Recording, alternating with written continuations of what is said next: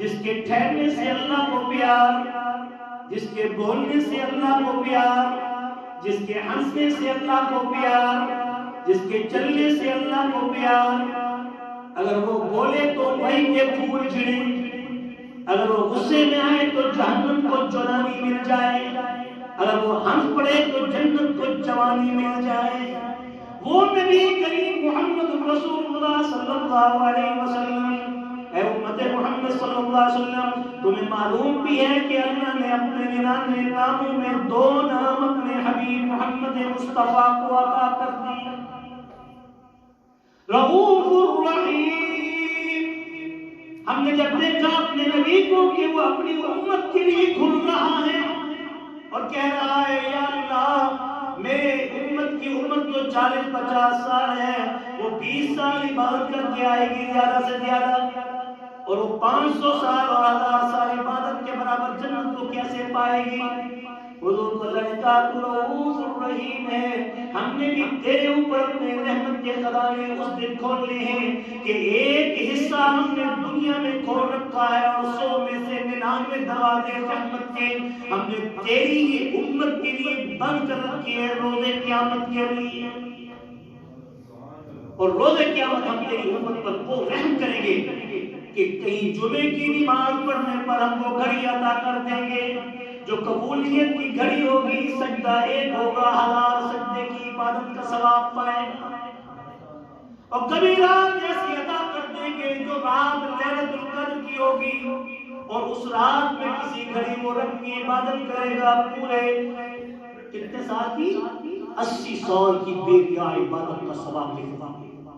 میرے بھائی وہ 80 سال ہے، حضور نے فرمایا جو رمضان کی گھڑی پاتا ہے اس پر لاکھ ہے، تو 80 کو ضرب تو لاکھ سے بکتے کروڑوں سال ہوگا۔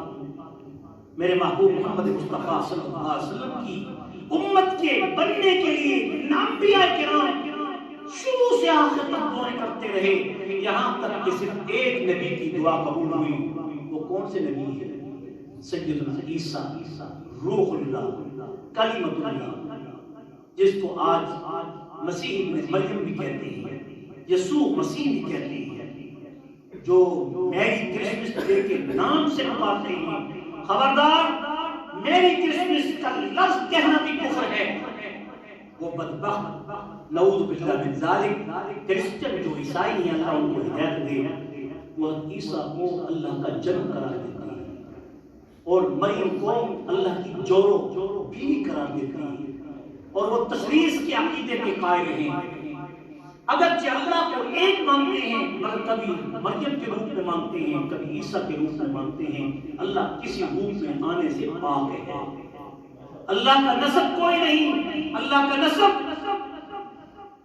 ان کافروں نے حضور سے پوچھا کہ ہر بت کا نسب ہے، حبل کا ہے، لات کا ہے، مناف کا ہے، عزا کا ہے، بڑے بڑے بتوں کی بڑے بڑے نسب ہیں، تم بتاؤ تمہارے رب کا کیا نسب ہے؟ اللہ نے کہا اے محبوب میں تمہیں وہ نسب بتاتا ہوں کہ جس کو جو اس نسب کو بھی پڑھے گا وہ بھی میرا محبوب ہو جائے گا، اور جو اس کو کثرت سے پڑھے گا وہ میرے نزدیک دین دنیا میں ممتاز ہو جائے گا، اور جو اس کو 50 مرتبہ اس نسب کو پڑھے گا اس دن اس جیسی عبادت کرنے والا اس کے برابر نہیں لکھا جائے گا۔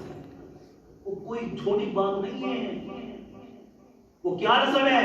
پڑھو میرے ساتھ، قل هو اللہ احد، قل هو اللہ احد اللہ الصمد لم يلد ولم يولد ولم يكن له كفوا احد۔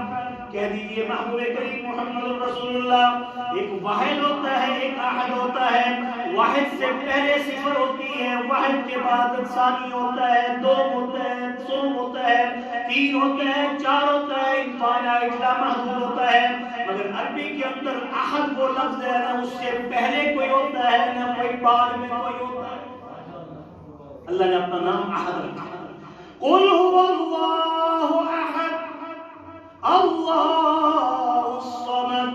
وہ تو بے نیاز ذات ہے، ساری کائنات اس کی عبادت کرے تو اسے کوئی فائدہ، اگر ساری کائنات اس کی مخالفت کرے تو اسے کوئی نقصان۔ اللہ قل لا ولا ذرا إلا ما شاء الله ولو كنت أعلم الغيب لاستكثرت من الخير وما مسني السوء